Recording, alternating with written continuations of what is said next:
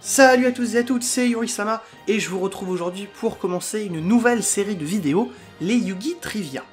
Dans ces vidéos, j'expliquerai avec vous différentes anecdotes et faits intéressants sur un thème donné, principalement bien sûr des anecdotes sur des archétypes ou des séries de cartes liées entre elles. Aujourd'hui, nous allons donc parler des dragons des 4 dimensions provenant de Yu-Gi-Oh! Arc 5, et que vous connaissez sous le nom de dragon pendule aux yeux impairs, dragon X6 de la Rébellion des Ténèbres, dragon synchro de l'aile claire, et dragon fusion venin affamé.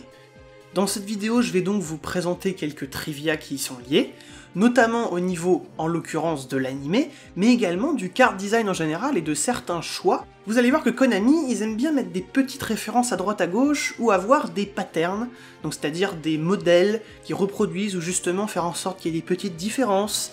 Ça peut être intéressant de se plonger dans les détails du card design à ce niveau-là. Je vous précise par contre que je risque d'utiliser les noms originaux de temps à autre, puisque ce sont des surnoms bien plus simples à utiliser et qui sont gravés dans ma tête étant donné que j'ai vu la série en VO. Donc histoire de vous rafraîchir un peu la mémoire, et au cas où pour ceux qui ne connaissent pas, voici Odd Eyes, Dark Rebellion, Clearwing et Starve Venom. Vous remarquerez que seul ce dernier a changé de nom en TCG, en passant justement à Starving Venom. Et bien entendu, alerte spoiler pour Yu-Gi-Oh! Arc 5, d'autant plus qu'ils sont une partie importante du scénario de la série et qu'on va parler d'à peu près tout jusqu'à la fin, ou du moins pour ce qui les concerne. Ces monstres sont utilisés par Yuya Sakaki, ainsi que ses 3 sosies des autres dimensions, respectivement Yuto de la dimension Xyz, Yugo de la dimension Synchro, et Yuri de la dimension Fusion. Yuya quant à lui vient de la dimension Standard, qui deviendra vers la fin la dimension Pendule. Sur ce même schéma, le Odd Eyes original est le dragon aux yeux impairs, qui deviendra le dragon pendule à la fin du premier épisode de la série, suite à l'influence de Zark et du pendule de Yuya.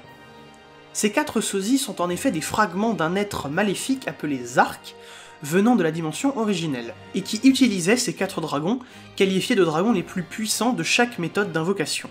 Le Odd Eyes de base représentait donc l'invocation Sacrifice, avant qu'il n'évolue avec la création de l'invocation Pendule. Une de ces versions, qui n'apparaît pas dans l'anime parce que sorti bien après sa fin, le dragon supérieur aux yeux impairs, est d'ailleurs peut-être un hommage à ceci. En effet, il s'appelle Odd Eyes Advanced Dragon à l'origine, et comme l'invocation sacrifice s'appelle invocation avancée en japonais, eh bien vous voyez le petit hommage qu'ils ont pu faire.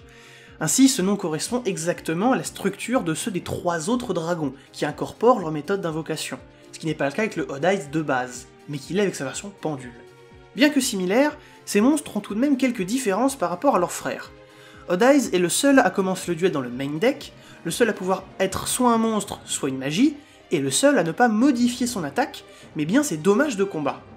Dark Rebellion est le seul sans niveau, mais également le seul avec un seul effet, puisque théoriquement Odd Eyes a également ses effets pendules.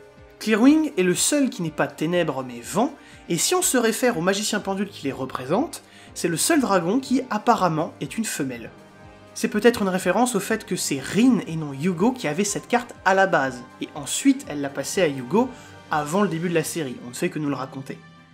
Et enfin, Starve Venom est le seul de niveau 8 parmi ceux qui ont un niveau, ainsi que le seul à avoir 2800 d'attaque au lieu de 2500, probablement une référence au fait que Yuri est le seul à être véritablement un antagoniste, et donc, comme souvent, à avoir un monstre un peu plus puissant. Vous voyez ça notamment avec les différents rivaux qui ont 3000 d'attaque en général, et pas 2500 comme l'Ace de base. Et oui, tous les rivaux ne sont pas nécessairement des antagonistes, même si certains l'ont été à un moment, mais voilà, c'est surtout pour le côté adversité. Souvent, les Ace Monsters d'en face sont plus puissants. Et d'ailleurs, fait curieux, le Starve Venom est le seul à n'avoir jamais eu de nom d'attaque ou d'effet dans l'anime, bien qu'il ait une animation d'attaque récurrente. Tous les autres ont été complètement détaillés à ce niveau-là, mais lui est malheureusement le seul dont on n'a absolument jamais rien eu. On peut d'ailleurs également noter que, dans l'anime uniquement, ils ont tous un effet relatif aux monstres de niveau 5 ou plus, chose qui n'a été que partiellement conservée, puisque seuls Clearwing et Starve Venom ont gardé cet aspect IRL, les 2 autres ayant bénéficié d'effets plus génériques. Une autre anecdote est qu'ils ont tous été révélés et sortis, aussi bien dans la série qu'en vrai, dans l'ordre inverse de sortie de leur méthode d'invocation, Pendule, puis Xyz, puis Synchro, et enfin Fusion. Ils ont également tous bénéficié d'un artwork alternatif, les montrant en train d'attaquer, il semblerait, avec seulement Odd Eyes, qui a par la suite bénéficié d'un 3e artwork. Faisons maintenant un détour par leurs évolutions, avec tout d'abord les 3 dragons de l'extra deck, Requiem des Ténèbres, l'Aile de Cristal et Venin Avide. Là aussi, vous remarquerez un pattern similaire dans les stats et les noms, le caractère qui change partiellement seulement, et les attaques défense boostées de 500. Ils gagnent également tous un niveau ou un rang, à l'exception du Venin Avide, qui en gagne 2. Chose amusante, ils ont tous été invoqués dans l'anime via une certaine forme d'évolution de leurs méthodes respectives, et en partie grâce à une carte de l'archétype de leur possesseur d'origine. Exemple tout de suite, Dark Requiem a été invoqué via une rank up, et donc en l'occurrence la magie des chevaliers fantômes, qui est donc l'archétype de Yuto, Clearwing avec la syntonisation d'un autre monstre synchro et d'un syntoniseur, en l'occurrence un syntoniseur Speedroid, vitesse roid en français, et enfin Greedy Venom avec Starve Venom et un Prédaplante par l'intermédiaire de super polymérisation, donc en utilisant des monstres sur plusieurs terrains. En revanche, Odd Eyes est le seul à ne pas avoir été très consistant avec ses évolutions individuelles, puisque, dans la série, il n'a que des évolutions fusion, mais sans le boost de 500 de défense, ce qui laisse entendre qu'il était peut-être supposé avoir des évolutions annexes dans différentes méthodes d'invocation, et une évolution principale, pendule, avec les patterns de base. Ce sera d'ailleurs rectifié avec sa version du manga, qui aura bel et bien une évolution, qui prend également en compte une sorte d'évolution de l'invocation pendule, du moins surtout plus dans le manga. Puisque pour la faire court, en fait, il utilise l'Overscale Pendulum, qui consiste à pouvoir invoquer par pendulation en ignorant les scales, sous certaines conditions et grâce à ce monstre en particulier. Vous pouvez lire que sur la vraie carte, en l'occurrence, eh bien ça a été juste une condition d'invocation spéciale qui vous empêche de faire une invocation pendule, donc on simule le truc plus ou moins. D'ailleurs c'est une carte qui à l'heure actuelle n'est toujours pas sortie en français, c'est pour ça que vous en voyez une proxy actuellement à l'écran. Mais il a ceci dit des évolutions hybrides qui reprennent toutes les stats des évolutions individuelles des autres dragons. Ainsi, il a une version hybride avec Dark Rebellion, un X6 pendule, Clearwing, un synchro pendule, et Starve Venom, un fusion pendule. Et d'ailleurs, là aussi, l'hybride avec Clearwing n'est toujours pas sorti en français, ni même en TCG d'ailleurs à l'heure où j'enregistre cette vidéo.